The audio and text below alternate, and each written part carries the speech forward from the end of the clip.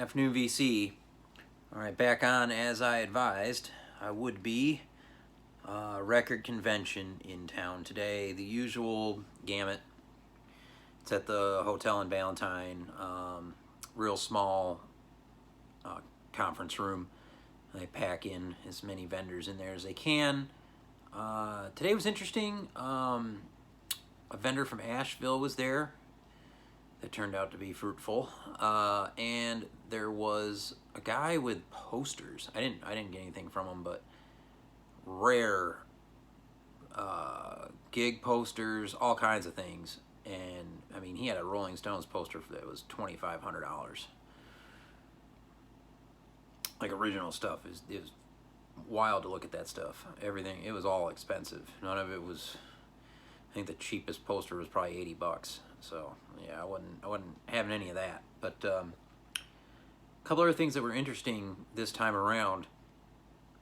One vendor had all the 7 inches half off, and another vendor had everything he had half off. And he goes, "If I don't have a price on it, it's $5." I've never seen any vendors do any kind of deals at these conventions. I mean, you'll get a package deal if you get a couple records, you know. They're good about that. Taking $5 off or $10 off here and there, things like that. But when you buy multiple records, but this was just full on. Hey, have at it. So I got a bunch of stuff here. It was one of the better digs I've had at one of these little conventions here in Charlotte. So the first vendor is the guy I usually just get Sun Ra reissues from. He runs the deal. He's the one that had all his 7 inches half off, and I found 2 on Prestige in the jazz section. These aren't in the best of shape, but this is the Miles Davis Quartet, A Night in Tunisia, part 1 and part 2. This needs to be cleaned, but I've never picked up any 7 inches on this maroon Prestige label. So that one is really cool. These were cheap. This was $5. Yeah, it says from the 12-inch, The Musings of Miles. Red Garland, Oscar Pettiford, Philly Joe Jones, rounding out the lineup with Miles Davis on Prestige. That was a really cool first find of the day. And then sitting right behind it, I couldn't believe it, was John Coltrane, Good Bait from Soul Train on Prestige, a single. Also not in great shape, so this is also $5, but Red Garland piano, Paul Chambers bass, Arthur Taylor drums. I mean, this is just something I'm never gonna see. So these got added to the collection. And then he had this record used for extremely cheap. It's also not in the best of shape. George Duke, The Aura Will Prevail on MPS BASF. Original copy of this. I think Dom actually picked up this record on our dig in Rochester at Bob Shop. But this was like $15. So it was a steal. So I jumped on this. Covers got a little bit of damage, but the record's fine. So it was marked down. So that was the first seller. It's a nice little start. The next guy was, I got there early. They don't open till 10, and I was there at 8:45, and I was just, they let me in there. And the one dude was setting up his wall, and he put this on the wall, and I took it right down. And that's an original of Can Future Days. I believe a U.S. first press is the deal on this. And he had a Helden record too, original, that I've already got. Hopefully somebody will pick that up. But it's got writing on the labels, was the only thing with it, but this is a clean copy on United Artists. It's got, yeah, somebody's name on the labels. Other than that, this is a pretty nice copy. It was a decent price, so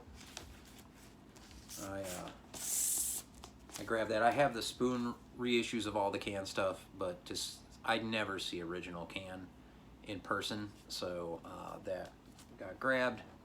And then in the bins, he also had my favorite Can record, which is Saw Delight, which is not everybody's favorite, but I love this fucking record, and this is also an original. So, and I haven't had a chance to look all these up. This one looks like a German copy. Yeah, 1977. So this one's a German first, I think. So there's that. And that was that vendor I got the 2 Can records from. I was extremely stoked. The vendor next door to him is the guy that had everything half off. And the first thing I found from him is this, Nucleus, Snake Hips, etc. I mean, look at this cover and back cover. And I've never seen this record anywhere either. I just picked up the Nucleus reissues, but this is an original on Sire from '75, I believe. But yeah, Ian Carr on trumpet flugelhorn on this. This should be funky as hell, jazz fusion, I believe. I gotta just walked in the door of these. I can't wait to listen to that one. The vendor was like he didn't really want to sell that one, but it's half off. So, and then he also had this, and I've been looking for this for 6-7 years. Eric Dolphy in Europe, Volume 1. I've had Volume 2 and 3 forever. And so yeah, Prestige, not an early press. This is, well, I mean, it's a, yeah, it's not a Fireworks label or anything like that. It's the blue Trident copy, but I don't care. This is a clean, super clean copy on the vinyl, so it was half off, so it's cheap. So that was the vendor with the half off everything. I wish he had more good stuff, but those two were, I was very excited about those. And then I only hit one more vendor up, my guy from South Carolina. I need to learn his name. He's an real old guy with long hair. Well, he's not that old, but he's in his 60s. I'd say. And he just has the best stuff, consistently. And his punk stuff is usually top notch, and no exception today. And then he also has been bringing his 7 inches, which he used to not do. So he's got a bunch of great 7 inches. So we got a bunch of stuff from him. The first thing I found was X, live at the Whiskey A Go Go on the fabulous Sunset Strip. Double LP, and I mean, it's got Los Angeles on it. It's got all the hits. And this is an original copy, so I grabbed this on Elektra. Really cool. I really dig the X in this period of their stuff. It's got the original inners, Elektra, and these records are in really nice shape. It's just minty. That was a really cool start to dig. When I started digging this punk section, I immediately grabbed that. And it wasn't a bad price at all for a double. And then found an original of Bad Brains, Eye Against Eye, on SST Records. I'm not sure what year, but early Bad Brain stuff is always something I'm looking for. So on the green label, and this record is, I mean, it doesn't even look played. The cover's got a little bit of a crease on it, other than that, but it was marked down because of the crease. And he gave me just a flat price for the whole stack. I mean, he honestly took a ton off. I was very pleased. And I also found Charge GBH, 101 Ways to Kill a Rat, City Baby's Revenge. And I'd never seen this in a bin. And it's an original first US on Relativity Records. And also in great condition on the record. He got a big punk collection somewhere along the line, because he consistently has great stuff in that section at these conventions. So those were the LPs, and then I got a gang of 7-inches from him. The first is the Jimi Hendrix Experience All Along the Watchtower on track record. And it's on the A side, and on the flip is Long Hot Summer Night. And that was and it's in great shape.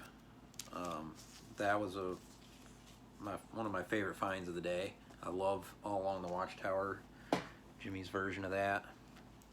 This was also a nice one. Led Zeppelin Black Dog and Misty Mountain Hop, a picture disc on Atlantic on this label in this nice sleeve. So I'm not really sure about this, but what it is exactly, but I grabbed that. This was one he tried to sell me last time, and I went and listened to the song, and I actually dug it. It's kind of a country or more country-leaning type song. I'm not big on G.G. Allin, but I grabbed this. It's the last thing he did when he was alive, I think. So it's G.G. Allin and the Carolina Shit Kickers, Laying Up with Linda is the main song on it. Let's see what the record. I'll show you the record. It's got a really cool label. Have a Nice Day, Asshole. Not for everybody, G.G. Allin. This one was really cool. Picture disc, or picture sleeve. Ramones, Baby I Love You, and High Risk Insurance are the 2 tracks on this on Sire. So this looks like an original 7-inch of Ramones. And then I got some blues 7-inches for super cheap. Got Lightnin' Hopkins, Love Me This Morning on Jewel, backed by Rock Me Mama. And I grabbed this because of the names of the songs. So this is, and I dug the label. It's Muddy Waters. I got A Rich Man's Woman on the A side, on Chess. On the B side, My Dog Can't Bark. But yeah, I got A Rich Man's Woman. I freaking love that. That's so I didn't have any Muddy Waters in the collection, and I only had like one Lightnin' Hopkins 7-inch that I think Sean sent me from Louisiana. And then the dude, I told him it was my birthday for some reason, and he goes, "Oh, I'll grab you another blues 7-inch for free." So I got another Lightnin' Hopkins here on Prestige. I'm gonna build me a Heaven of My Own, parts 1 and 2. So that was the convention finds. The Canned Future Days was, yeah, it was on the wall for literally less than 10 seconds. That's how work gets done. That's how you gotta tackle these conventions. Peace.